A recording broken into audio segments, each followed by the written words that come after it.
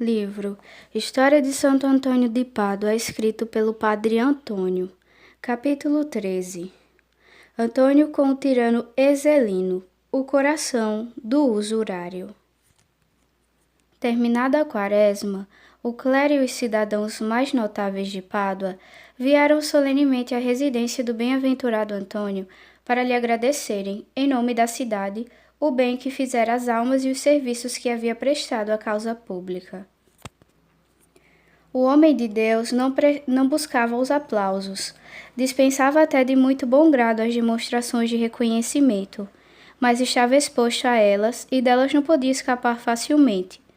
Nessa conjuntura, fechou o coração a todo o sentimento de complacência.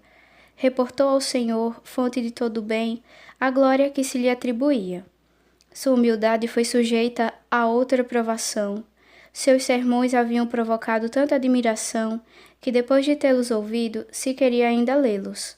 Mas como o eloquente apóstolo costumava abandonar-se à inspiração e só trazia para o púlpito um esboço muito sumário, foi-lhe pedido que os redigisse, a fim de que seus filhos tivessem dela esta recordação, e por esse meio pudessem prosseguir nos espíritos a obra da santificação que havia começado. É provável que o último destes motivos lhe tocasse o coração, porque, apesar de suas repugnâncias pela publicidade, se resolveu a fazer o que lhe solicitavam. Em consequência disto, fixou-se em Pádua por algum tempo, com grande alegria de todos os habitantes que temiam ver afastar-se muito em breve o homem de Deus, e que, contra toda a expectativa, iam gozar ainda a sua cara presença. Cercaram-no aí os testemunhos da mais alta veneração e terna estima. Faziam-se peregrinações ao seu convento.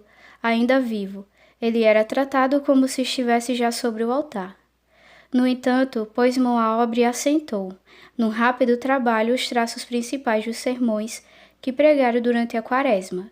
Aproveitou o ensejo para levar mais longe essa empresa.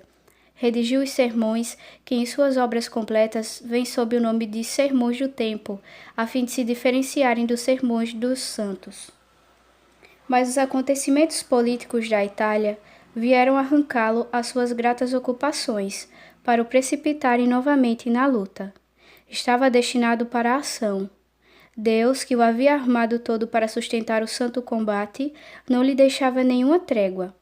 Ele nos vai aparecer sob um novo aspecto.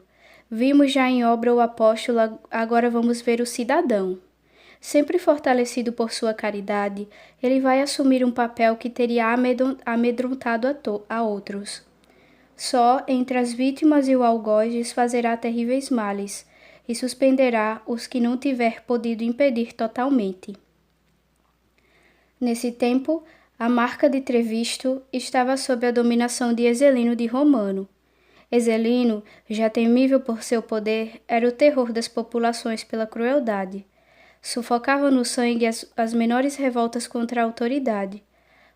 Por sua ordem, matavam-se às porções, nas praças públicas, os cavalheiros e os cidadãos importantes. Depois faziam-se-lhe os corpos em postas, que se juntavam para as queimar. Os amigos, os parentes, os irmãos atraiçoavam-se uns aos outros ou matavam-se reciprocamente pelas próprias mãos, crendo ganhar com isto as graças do tirano, que poucos dias após os fazia morrer também a eles. Mandara cegar os filhos dos nobres, depois deixava-os morrer de fome nas prisões, onde pareciam também não poucas damas e donzelas da nobreza. Todos os dias morria gente na tortura, e dia e noite se lhe ouviam os gritos lamentáveis. Todavia, ninguém ousava queixar-se publicamente de tantos males. Era preciso elogiar a Ezelino, intitulá-lo de justo, sábio, conservador da pátria, e desejar-lhe a vida e a vitória. E ainda com essas bajulações, nada se ganhava. Sempre igualmente desapiedado, não poupava idade, nem sexo, nem profissão. Tratava assim ao clero como ao povo, aos religiosos como aos seculares. Tomava os bens dos bispados, das abadias e dos outros benefícios, e deles servia-se para cometer mais facilmente seus crimes. Não havia mais pregação, nem confissão, nem visita dos lugares santos, nem prática nenhum exterior de devoção. Verona foi uma das cidades italianas sobre as quais exerceu Ezelino as mais cruéis vinganças. Tomada de assalto, foi entregue a uma soldadesca furiosa. Os horrores do morticínio recordavam o que a história conta da carnificina de Tessalônica. Às tais novidades, Pádua temeu ter a mesma sorte. O pânico foi universal.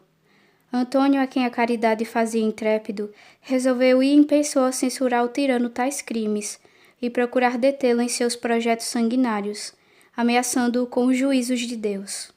Como fosse iminente o perigo, pôs-se rápido a caminho, com o aplauso de toda a cidade, que o saudava de antemão como um salvador, e fazia votos pelo êxito feliz do passo que dava. Poucos dias após, chegava ele a Verona, e ia tranquilamente bater às portas do palácio do terrível Ezelino. Logo que se achou em sua presença, o Espírito de Deus inspirou-lhe um ânimo admirável. Sem medir os perigos que corria, falou-lhe com liberdade apostólica. Ó inimigo de Deus, exclamou ele, tirano, cruel, cão enraivecido, até quando continuarás a derramar o sangue inocente dos cristãos? Sabe ao menos que não escaparás aos castigos de Deus, que Deus te reserva. Eles serão proporcionais aos teus crimes. Continuou sua fala nesse tom, dirigindo-lhe as mais duras recriminações que ele já ouvira. Ezelino estava nessa hora cercado de seus guardas, que escutavam estupefatos as injúrias do santo homem. Conhecendo bem o temperamento do amo, eles não tinham a menor dúvida de que lhes dariam a ordem de o matar imediatamente. Esperavam somente o sinal para executá-lo. Mas Deus, que tem nas mãos os corações dos reis, dispôs muito diversamente. Com grande espanto dos guardas, o tirano ficou abalado pelo discurso tão veemente e ousado de Antônio. Então, arrepender-se dos excessos a que se entregara e, depondo repentinamente a sua ferocidade natural, feito mais manso que um cordeiro, suspendeu ao colo a bainha da espada, prostrou-se aos pés do homem de Deus, e, por entre a surpresa de todos os assistentes, confessou humildemente seus pecados, prometendo corrigir-se, conforme o desejo que lhe fora manifestado. Ezelino, ao levantar-se, voltando-se para os seus guardas, leu-lhe nos olhos a decepção que a sua conduta lhe havia causado. Então revelou-lhes o que lhe sucedera, quando ouvia as repreensões de Antônio. Caros companheiros d'armas, lhes disse ele, não fiqueis surpresos nem indignados. Eu vou-lo digo com toda sinceridade, e estou certo de que é a verdade. Vi uma luz divina sair do rosto desse padre, quando ele me falava, e tão apavorado fiquei dessa visão, que julguei ir ser precipitado no mais profundo do inferno. Depois da cena que acabo de narrar, Ezelino teve Antônio um grande apreço. Enquanto o santo viveu, ele evitou fazer ao povo mal de outrora, por consideração aos méritos desse patrono e pelos compromissos que tomara publicamente. Não parece, entretanto, que se houvesse convertido de todo. O mau gênio do imperador Frederico II, de quem favorecia a política, e o âmago de seu natural, que ele não pudera mudar de repente, impeliam-no sempre a medidas cruéis. A força de derramar sangue e de lhe respirar o odor havia contraído uma espécie de mania homicida. Temos a prova disto nos ataques frequentes do santo contra seu governo. Antônio denunciava do alto do púlpito a sua tirania, lançava protestos arrojados contra sua crueldade. Todavia, e isto é digno de nota, nunca Ezelino usou de violência contra ele. Respeitava talvez a sua popularidade, talvez não pudesse livrar-se de lhe ver no rosto esse raio divino que nele produzira tão surpreendente efeito. A realidade, porém, é que não era sincero, procurava desembaraçar-se dele, armando-lhe ciladas. Um dia quis experimentar-lhe a retidão e o amor da justiça. Enviou-lhe um belo presente com grande pompa, pôs em ordem de marcha todos os servos de seu palácio e deu-lhe as seguintes instruções. Apresentareis em meu nome este presente ao Frei Antônio, com toda a deferência e piedade de que fordes capazes. Se o aceitar, imediatamente o degolareis. Se, ao contrário, o repelir com indignação, suportai paciente suas rudezas e arrebatamentos. Voltai para o palácio sem lhe fazer nenhum mal. Os servos executaram à risca as ordens recebidas. Ministros hipócritas de um príncipe de astúcia e de velhacaria apresentaram-se ante um homem de Deus, e, após reiteradas demonstrações de profundo respeito, disseram-lhe: Vosso filho, Exeleno de Romano, recomenda-se a vossas orações. Ele roga que aceiteis este pequeno presente que vos envia como um penhor de sua dedicação, e que ofereçais a Deus pela salvação de sua alma as vossas fervorosas orações. Mas o bem-aventurado Antônio não caiu na armadilha que lhe preparavam. Repeliu com indignação o presente, cobrindo de insultos o que lhe traziam. Ide, lhes respondeu ele, não quero partilhar como vosso amo os despojos do pobre povo. Todos os vossos tesouros perecerão, e vós com eles. Retirai-vos da minha vista o mais depressa possível. Não mancheis por mais tempo este lugar com a vossa presença. A tais palavras os servos ficaram confusos. Voltaram para o tirano, contando-lhe o que lhes tinha sucedido.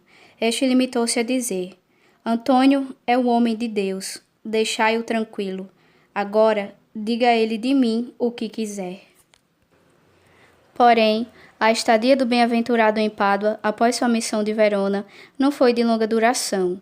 Logo que deu a última ademão à redação de seus sermões, e satisfeita a piedade dos fiéis, para os quais sua presença era uma festa, dirigiu-se para Bolonha.